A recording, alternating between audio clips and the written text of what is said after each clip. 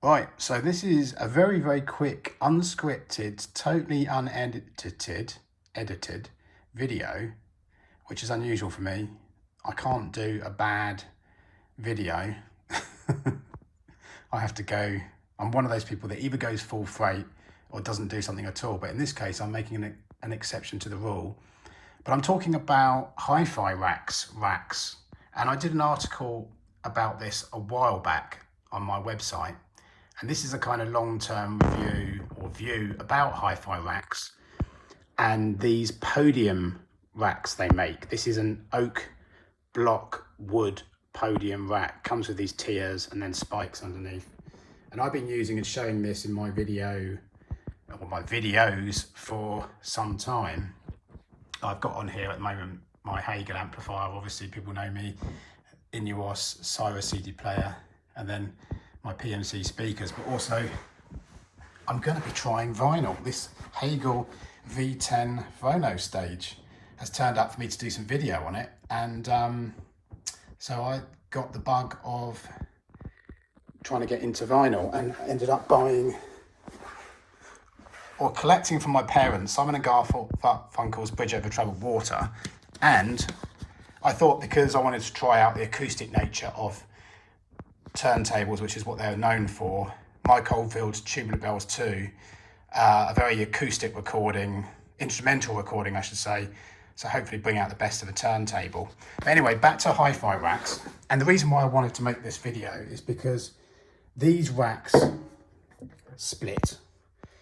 Here you'll see a big long line in the rack. Oh, by the way, this radiator that you probably see in my videos, I never have it on. The flat's warm enough, so that's not affecting the wood. But what is affecting the wood and splitting of the wood is the fact that when you place an amplifier on the top, often some of these amplifiers can output 20, 30 watts, even in standby. My old Cyrus DAC XP signature would do that.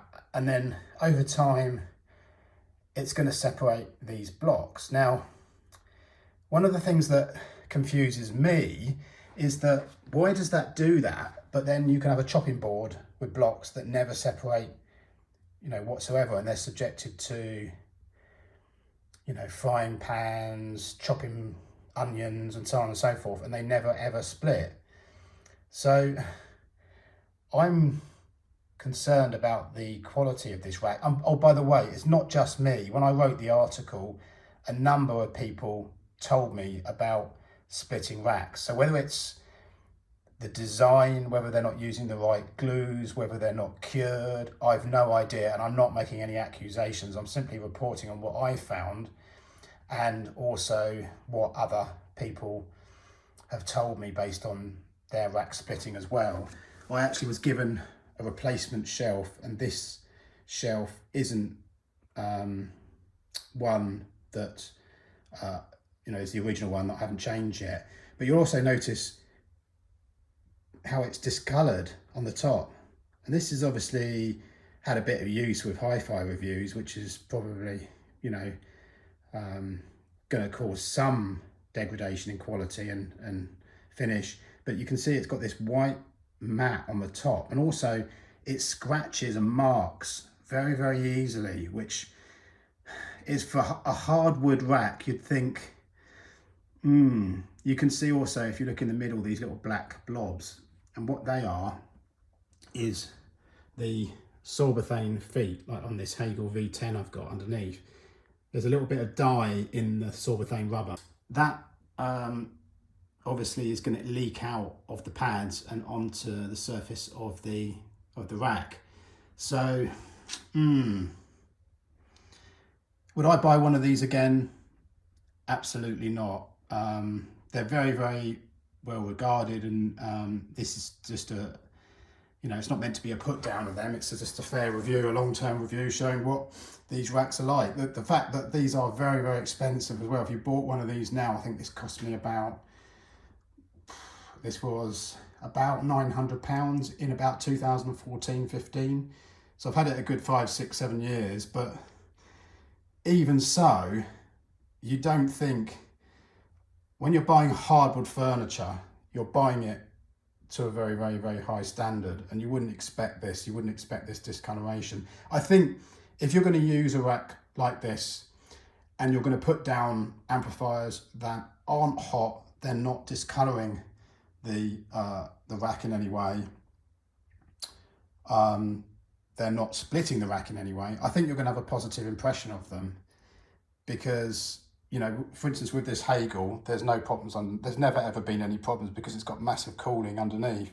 But if you're putting components very close up to it that are often very warm, power amplifiers and so on, you've got to be aware of that if you buy these racks, especially since they make racks for some components that have the units very, very cramped together. For instance, they do one for Cyrus audio components that have absolutely no air clearing space between the components at all. And you're thinking, knowing what I know now with this is a recipe, you know, waiting disaster. Is that the right way of saying it? I don't know. But anyway, yeah, be aware of this, and, you know, choose your components and choose the layout appropriately.